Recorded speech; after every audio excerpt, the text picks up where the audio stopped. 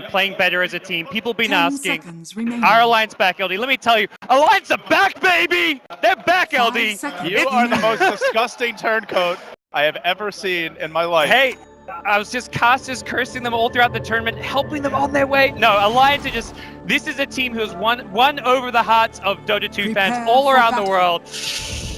I mean, you can't doubt them at this point. They have proven time and time again, they can't be stopped. Well, they've proven that you were wrong, and now you're admitting Absolutely. it. I am wrong, LD. Gods was left. But Alliance was right. Here we go. Game 2 about to begin. They're ready for it. Ake on the Chen. Off the bat makes an aggressive move into the enemy woods. He does get the sentry down here to block that hard camp. Also an observer ward planted down off near the mid lane. So we get underway with PPD. None the wiser from the looks of things. They did not scout out the Chen. As for the Dire off lane, no such attempt, at least not yet. And you can see 30 Bulldog, he's seconds to protecting battle. his big camp. That's becoming a big part of this new patch with that new camp by the Secret Shop, is positioning your heroes such that you can defend it being blocked. A hero like Lone Jordan needs to be able to farm it. Batrider, maybe to a slightly lesser extent, but maybe EG just look to contest the lanes. For now, both supports headed down bottom though. The rune's about to spawn now. The crowd is ready to go. I see an American flag there in the The audience. battle begins. Looks like Sumail will get to the bounty rune bottom, and S4, the one up top. So this is going to be a Night Stalker versus Zeus mid. Very unusual matchup. And I think, like Winter said, Night Stalker actually does surprisingly well in this lane. Very tanky. The Chain Lightning spam doesn't bother him as much as the squishier mids. He can also just void him and run at him, and the right clicks really hurt as Zeus has low armor and very poor move speed. And it's also the fact that on top of that, Alliance have a Chen, a hero who's very good at ganking mid heroes with no escape, such as Zeus, such as Death Prophet, and as a result, there's always that threat of an early Ake smoke rotation catching Sumail by surprise. S4 just trying to get the bottle out as quickly as possible. He's only got the 2 tangos, and he should have it with this wave. So it is going to be the Universe Batrider in the end, not Sumail. He heads to the off lane, and we see EG running the tri lane, but Bulldog is getting his customary early start in the jungle. Definitely one of the beautiful things about running a lone druid in the off lane. Yeah, and something that EG have just kind of decided they can't really contest. They're not going to be able to prevent it. A lot harder to block that camp from the Radiant side.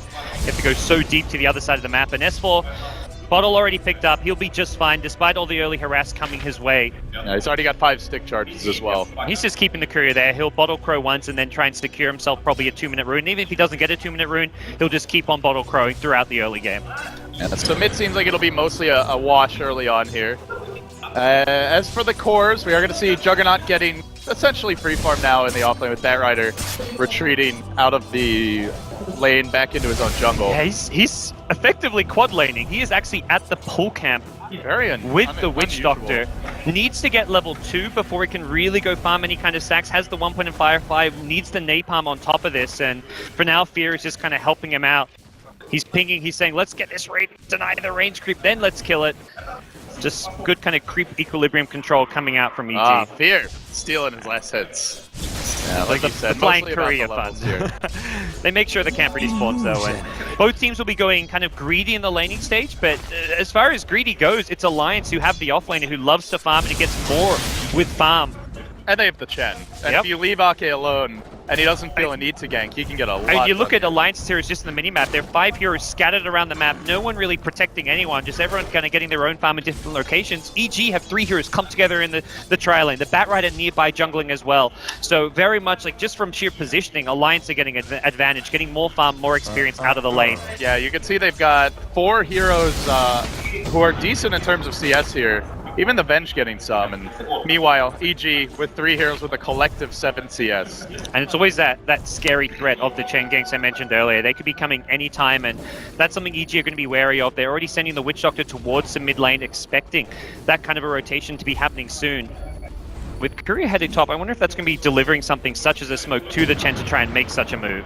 Yeah, it's a Zeus mid, but with everybody kind of missing and in the jungle, I imagine Alliance may be expecting support just be camping out that mid lane. So. And that's the thing, like if you're Alliance, you're like, well, they're going to expect the Chen smoke rotation, they've got a Witch Doctor who can just cast the creep. Let's farm, baby. Yeah, let's farm. Like, EG theoretically either have to, if they're protecting mid lane and there's no ganks coming, they're wasting time, they're not farming. So the safer play for Alliance is just to say, well, Nightstalker is doing fine. He's actually getting plenty of farm in this mid lane. He doesn't actually need the ganks. They can also just take the tier 1 early. We've seen this from Alliance, that if they don't see gank opportunities, they'll just group up with the Chen plus whoever the pushing carry is, and they'll look for the early tower, which is precisely what's happening right now in the top lane. They do have a Witch Doctor here, but against such a large army with the healing ward going, it's not something that Fear can stop on his own. Maybe the Bat Rider heads up top, but he's also in danger of being killed off should he engage. Nicely played by Fear to actually draw the aggro of some of the creep wave off of the tower, which will delay the push and also get him a bit of farming experience. So it's still going though. They've got quite a decent amount remaining in the lane with the Chen creeps. This will be enough for the early tier 1. Very fast tier 1. We'll see who gets the last hit for Alliance. EGM just scouting a bit as they look to secure it, and the creeps get it. This is just such typical Alliance. They're winning the laning stage, and not just like by a small margin. They're getting more out of most of the lanes, and they've got a jungling hero. It's just time and time again. They draft these heroes, they play the early game in such a way that you can't pressure them. Well, it or certainly teams aren't helps pressuring them. when the other team has a Spectre and a Zeus.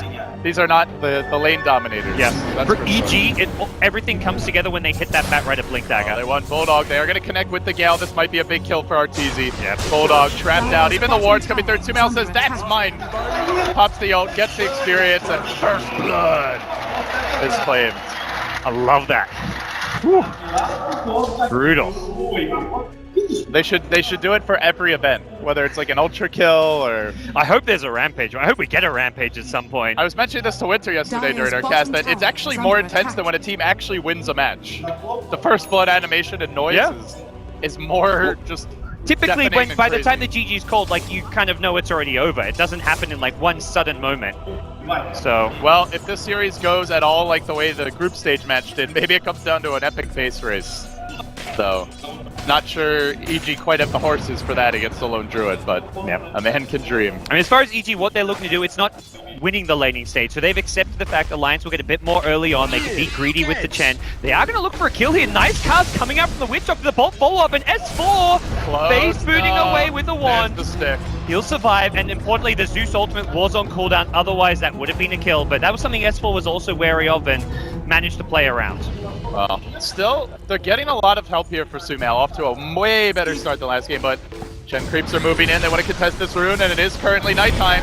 Sumail silenced up, nuked down by Ake, and it's going to fall. S4 is going to hunt for more. Moving on to Fear, juking a bit through the trees, but the Void does almost half his health and damage. There's the heal. Can they turn this one? Fairy Fire gets committed. They're going to nuke down the Chen creeps.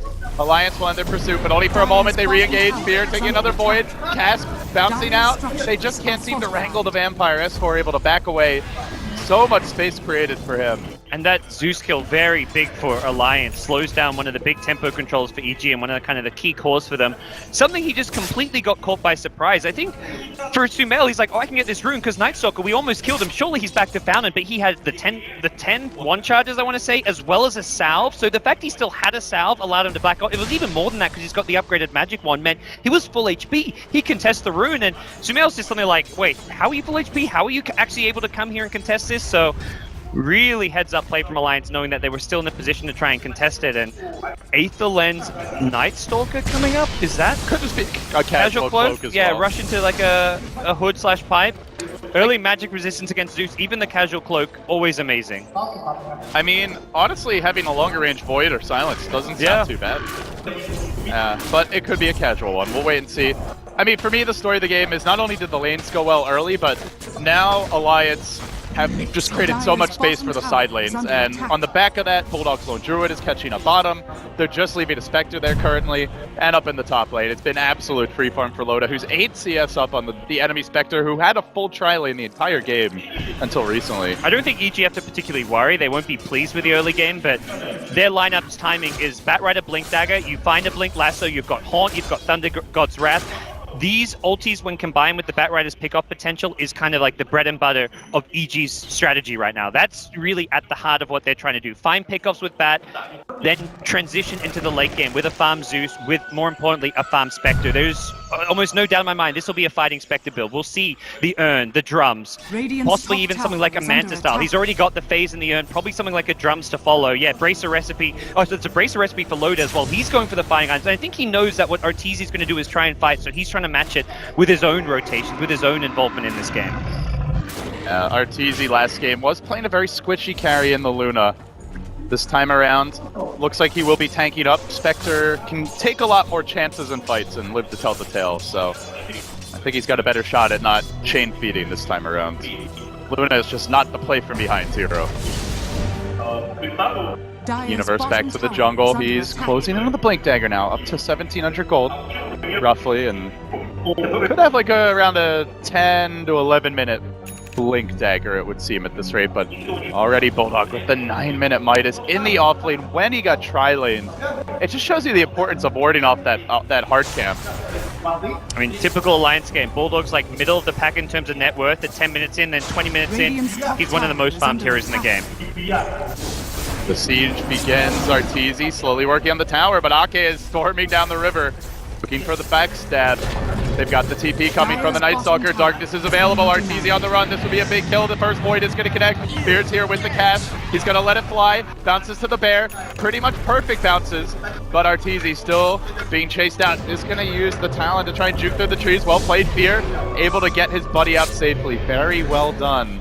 Not giving up any kills against a big rotation from Alliance. I like Arteezy's TP home because he can actually haunt back in and re-engage. They've got Sumail down here. GG want to fight. Oh, he's invis. He can scout this out. They've got no Batrider in fighting condition. It looks like Universe trying to complete his blink at top lane, not in fighting shape. Do they want to try and burst down the Juggernauts? The ping came out from PPD, so that's a tough kill. Yeah, it's just an invis Zeus. Like, Sumail's like, okay, if there's only 3 heroes pushing, we could look to take this, but with the